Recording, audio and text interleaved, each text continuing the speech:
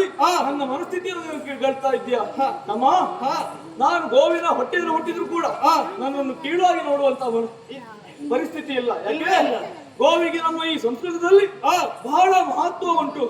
ಗೋವಿನ ಮುಖದಲ್ಲಿ ಬ್ರಹ್ಮನನ್ನ, ಗೋವಿನ ಕಣ್ಣಿನಲ್ಲಿ ವಿಷ್ಣುವಿನನ್ನ, ಗೋವಿನ ಕಂಠದಲ್ಲಿ ರುದ್ರನನ್ನ, ಗೋವಿನ ಕೊಂಬಲ್ಲಿ ಸೂರ್ಯಚಂದ್ರನನ್ನ, ಗೋವಿನ ಶರೀರದ ಮೇಲ್ಭಾಗದಲ್ಲಿರುವಂತಹ ರೋಮರಾಜಿಗಳಲ್ಲಿ ಮುಕ್ಕೋಟಿ ದೇವತೆಗಳನ್ನ, ಕೆಚ್ಚಲಿನ ಅಮೃತವನ್ನ, ಬಾಲದಲ್ಲಿ ಸ್ವಲ್ಪ ಸಂತತಿಯನ್ನು ಕಂಡಂತ ನಮ್ಮ ಈ ಸಂಸ್ಕೃತಿ ಅಮ್ಮ.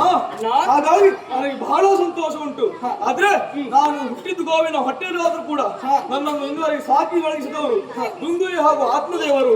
ಹಾಗಾಗಿ ಅವರ ಮುಖದಲ್ಲಿ ನಾವು ಸಂತೋಷವನ್ನು ಕಾಣಬೇಕು.